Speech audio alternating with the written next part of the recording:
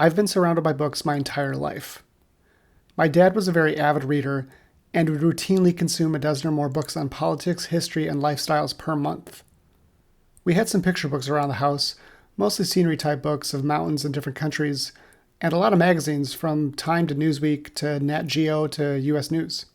I read quite a lot when I was younger, but books that always got my attention at the local library were picture books, magazines, and books with illustrations. Before I was even interested in photography, I would spend hours looking through books like these. I love stories that were told visually, with standouts in my mind being The Snowman by Raymond Briggs, which actually doesn't contain a single written word, and The Rainbow Goblins by Ule Del Rico, with vast and surreal landscapes dotted by the colorful characters that were on their journey to capture the next epic rainbow. I pored over various illustrated storybooks about movies with still images to tell the story. When I started getting interested in photography, I bought my first ever photography book, Photographs, by Robert Schultze, whom I've talked about in a previous episode, and then attempted to recreate his images and create some of my own original ones in his style. It was in college that I began to understand the value of photography books and their potential to be portfolios or even exhibitions to display bodies of work in the order that the artist intended. I'm Robert Schultze, and this is Light Meter, a photography podcast. Today I'm talking about books, printed ones, and how they can be an important method of display or exhibition. I think that the printed photography book is more relevant today than ever, even with photographers having their own websites and iPads with their portfolios on them. My photography book collection is, like most art collectors, diverse. Some books I have in my collection you would expect. Books by Annie Leibovitz, Richard Avedon, Diane Arbus. All in my opinion are must-have names for any collection. I also have some more unusual titles, such as one called Voyeur, that doesn't even credit a single photographer but shows images snapped discreetly of strangers involved in personal or private moments, the intimacy preserved by them not knowing that there was a camera present. Or Realities by David Howard, which beautifully showcases experimental photographic processes such as solarization, multiple exposures, and collaging. Some of these books are more pieces of art in how you are experiencing them, such as Autumn de Wilde's book on Elliott Smith, where she followed the musician around and snapped pictures of his day-to-day life. Some he was aware of and some he was not, and laid out in a way that you know Smith was involved with, like a true collaboration. Some are statements, like Dorothea Lange's book on migrant workers that she made while working with the Farm Security Administration, or Robert Frank's book, The Americans, which is a catalog of the American life in the 1950s, but not the rosy one we imagined, but more of an examination of the consumption and racism we now know was prevalent in that era. Photography books are artworks and exhibitions in and of themselves, little pieces of that one show you saw at that little gallery in San Francisco, the exhibition you saw at the Met, the images you saw at the MoMA.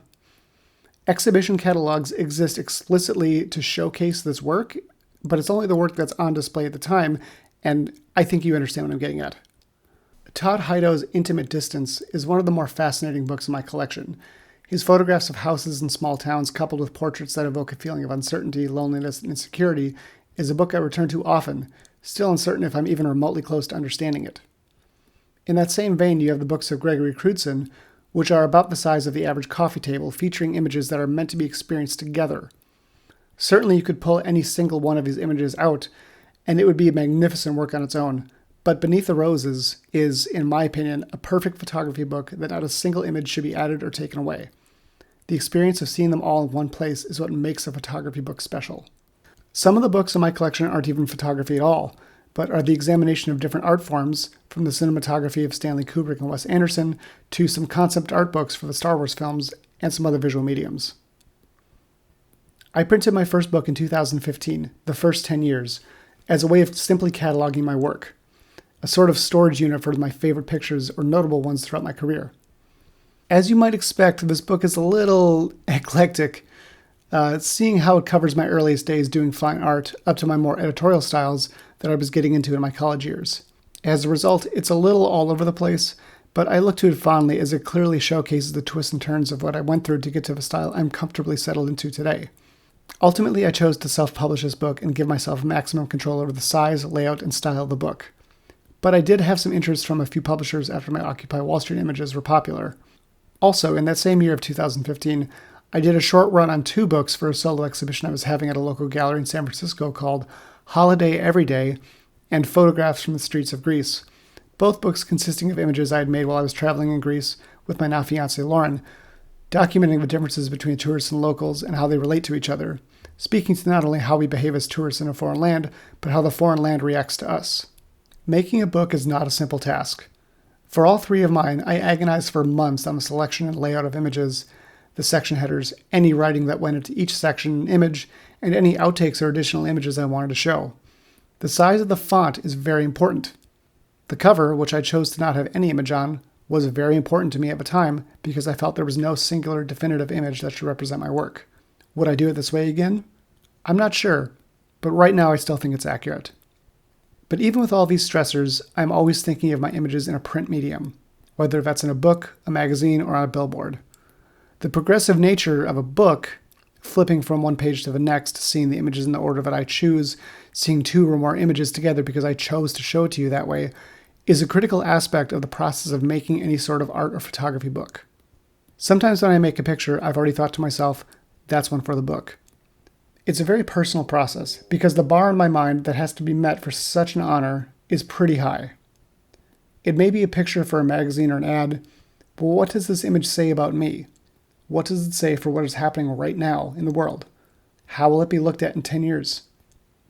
So when's my next book coming out? Well, the first one was called The First 10 Years, so I think you can imagine the progression. I hope to produce more books in my career, because if I can get even close to inspiring some young kid in the library, I think I'll be satisfied. Lightmeter is researched, hosted, and produced by me, Robert Schultze. It's also co-produced by Lauren Baines and recorded in San Jose, California. Did you enjoy this podcast? Let me know your thoughts and send an email to lightmeterpodcast@gmail.com. You can listen to us on anchor.com/lightmeter, and I'm on Facebook at Lightmeter Podcast, Twitter at LightmeterPC, YouTube at Lightmeter. I know, sorry, there's a lot of variation on the name, but if you search for Lightmeter and see our podcast logo, that's the one. Thanks for listening, and I hope to see you next time.